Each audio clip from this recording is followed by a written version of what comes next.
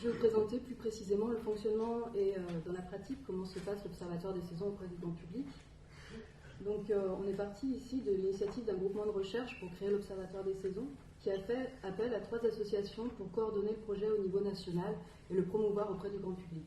Donc on a donc Tela Botanica qui coordonne le projet au niveau national et crée une synergie entre ces 3 associations et qui s'occupe plus particulièrement du grand public.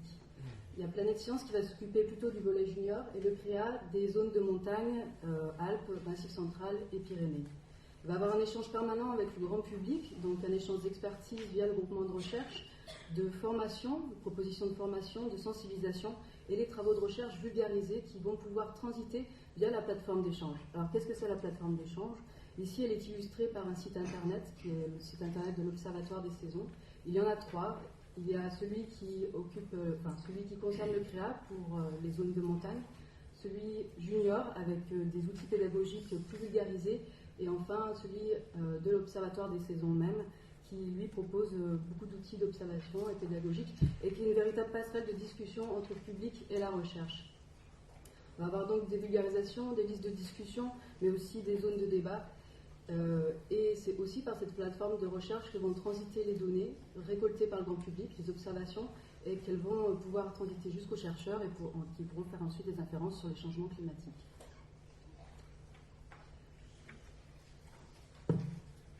Là, c'est pour vous montrer un peu plus en avant comment fonctionne l'Observatoire des saisons. Donc, par exemple, tous les matins, moi, je prends le tram et je croise sur ma route un marronnier. Et je vais retirer sur Internet une feuille d'identification qui va me permettre de me dire oui, effectivement, c'est bien marronnier. Et après, avec ça, je vais travailler. Et au fil des saisons, je m'approprie l'arbre et je vais regarder qu'est-ce qui se passe au long de l'année, quels sont ces changements phénologiques finalement. Donc, par exemple, je vais prendre la feuillaison, la floraison et la fructification. Donc, c'est une fiche que vous trouvez sur Internet avec ici la fiche d'observation. Donc, à la feuillaison, je vais attendre de voir des feuilles s'épanouir. À partir du moment où elles seront à peu près sur un arbre, donc vous observez l'arbre, et quand il y aura à peu près 10% des feuilles épanouies, ou 50%, et il y a une autre, en fait il y a 2 données à rentrer, quand il y a 10% des feuilles épanouies, mais aussi 50% des feuilles épanouies. Quand je remarque ça, c'est une observation de loin, on peut se rapprocher de l'arbre, c'est une approximation, on note, ici on rentre la date d'observation. On fait pareil pour la floraison, quand l'arbre devient bien blanc, on voit à peu près qu'il a 10% de sa floraison, son épanouissement, on va rentrer la date. On rentre ensuite ces données via le site de l'Observatoire des saisons sur Internet. Donc l'interface Internet se présente comme ça. Ici, les données, après, les données rentrent dans une base de données qui est utilisée par les chercheurs. Les résultats sont ensuite visibles, puis mis en valeur sur le site Internet. Donc il vous est possible, vu que c'est un réseau national, de comparer vos données par rapport à des données sur d'autres latitudes ou altitudes. Donc, ou par rapport à votre voisin, ou d'une année sur l'autre aussi, de comparer une année 2000 à 2008. Donc il est déjà possible de voir des petits changements qui se sont opérés, mais juste sur les résultats sans pouvoir faire d'inférence. En revanche, une fois par an, il y a une synthèse faite par le groupement de recherche qui permet du coup de rendre compte des résultats, mais aussi des premières conclusions les premières conclusions sur les recherches faites grâce à l'Observatoire des saisons. Sur le site internet aussi, vous trouvez donc tout le matériel pédagogique d'identification, vous trouvez les listes de discussion, bien sûr, et puis des informations passées, historiques. Comme hier, on avait une intervention sur une synthèse sur le GIEC et qui nous expliquait un peu qu'est-ce qu'il en était des changements climatiques, et donc vous pouvez aussi trouver ce genre d'informations avec de nombreux liens sur d'autres sites internet. Donc maintenant que vous n'avez plus de secret pour vous, enfin que l'Observatoire des saisons n'a plus de secret pour vous, je vais vous demander un petit exercice pour voir si le café du matin fait encore effet. Donc voilà, vous avez le premier arbre là, puis je vais vous demander de réfléchir chacun, et puis s'il y en a qui osent de me proposer un pourcentage de feuilles sénescentes. Alors les feuilles sénescentes, c'est les feuilles qui vont commencer à être piquetées ou les feuilles qui vont commencer à avoir roussi. Et donc évaluer à peu près le pourcentage de feuilles qui commencent à être sénescentes. 5 5, 10. Bon bah c'est pas mal, je crois que vous pouvez vous inscrire tout de suite sur l'Observatoire des saisons. On en est ici à 25%, donc c'est pas évident, c'est une photo, on ne peut pas faire le tour de l'arbre, on ne peut pas se rapprocher, donc je pense que 10 c'était déjà une bonne évaluation. Et puis il est intéressant de faire ça à plusieurs, par exemple en famille ou avec des collègues de travail, je sais pas, pour arriver aussi à faire un peu une intercalibration et se rendre compte de où on fait une moyenne. Bon, sur le deuxième maintenant, là, 50, 60, 40. Ben voilà, c'est à peu près ça aussi. Donc, 40%. Bon, bravo. Donc voilà, c'est pas compliqué. C'est des observations qui se font surtout dans les moments clés des saisons au long de l'année. Ça ne vous demande pas beaucoup de temps par semaine. Juste d'être attentif lorsque les changements s'opèrent. On a souvent une appréhension. Les professeurs nous disent souvent que c'est pas évident pour les enfants de se rendre compte, mais je pense qu'il ne faut pas se prendre la tête dessus avec un regard un peu extérieur et un peu d'intuition. Voilà, du coup, j'ai un peu parlé de tout ça. Déjà, c'est la sensibilisation des institutions, du public et des associations. C'est important pour une sensibilisation à l'environnement, une sensibilisation sur les changements en cours. Donc, un dialogue avec le réseau des participants, on l'a vu via la plateforme Internet, du coup. Une clé d'interprétation, analyse d'observation, c'est la fiche qu'on a vue juste avant sur les diapositives. Donc beaucoup d'objets pédagogiques et puis un contact permanent possible avec Isabelle Schwinn et moi-même qui pouvons vous réorienter en cas de panique.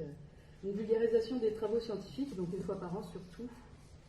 Et l'organisation d'un colloque sciences citoyennes et biodiversité, c'est un projet qui est en cours pour essayer d'approfondir les réflexions sur les sciences citoyennes en rapport avec la biodiversité, puisqu'il y a d'autres projets qui se font, que vous connaissez peut-être déjà, comme l'Observatoire des papillons. Les sciences citoyennes, c'est quelque chose qui avance pas mal au niveau européen aussi, et je pense qu'il y a une réflexion de fond à faire dessus, et un échange de pratiques. Voilà. Avant de finir, je voulais vous lire un petit texte, je pense que j'ai encore un peu de temps. Donc, c'était un texte tiré d'un livre « Comprendre le changement climatique » de Jean-Louis Felloux. C'était notre société aujourd'hui est directement influencée par le climat et sa variabilité selon des modalités que nous commençons seulement à comprendre.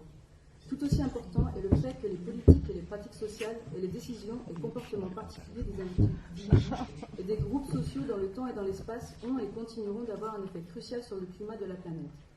Dans ce contexte, le climat ainsi que sa transformation est devenu un élément qui influence les plans et les politiques des pays, les espoirs et les craintes des individus.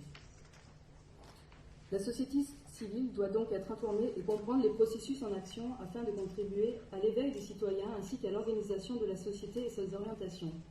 L'émergence d'une responsabilisation et d'une conscience collective ne sera rendue possible que par la création de ponts favorisant le dialogue entre les citoyens et la sphère scientifique, acteurs et détenants du savoir. C'est un peu ce que propose l'Observatoire des saisons, tout en compilant des informations concernant les impacts du réchauffement climatique sur la faune et la flore. Donc l'Observatoire des saisons poursuit un objectif de recherche concourant au bien-être humain avec un but d'éducation et de sensibilisation du public.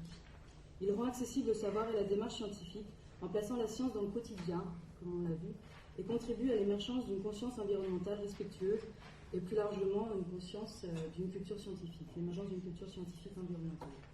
Hier, il y a eu l'intervention de Martin de la Soudière qui disait que les citoyens étaient passifs, souvent pas convaincus et pas prêts à s'engager, et qu'il était difficile d'imaginer le changement climatique et le changement en général, et qu'il était souvent peu visible. Et je crois qu'avec une observation quotidienne comme celle-là et une comparaison avec un réseau national et d'autres participants, on peut se rendre compte des petits changements qu'il y a lieu d'une année sur l'autre. Et il y avait aussi Yves Verillac de l'Athènes qui, je reprendrai ses paroles, qu'on n'identifie pas vraiment la nature en ville. C'était quelque chose qui était, dont on ne prêtait pas forcément attention, ou qu'on était peut-être trop habitué à le côtoyer, et qu'il ne fallait pas apporter que des réponses techniques au changement climatique et à l'aménagement des villes. Et je crois aussi que là, l'Observatoire des saisons permet de se réapproprier la nature qui est juste à côté de chez soi et que finalement on côtoie tous les jours, et puis de faire attention à des choses qui vivent aussi à côté de nous et qui ont un rythme saisonnier qu'on oublie un peu parfois. Voilà, je vous remercie.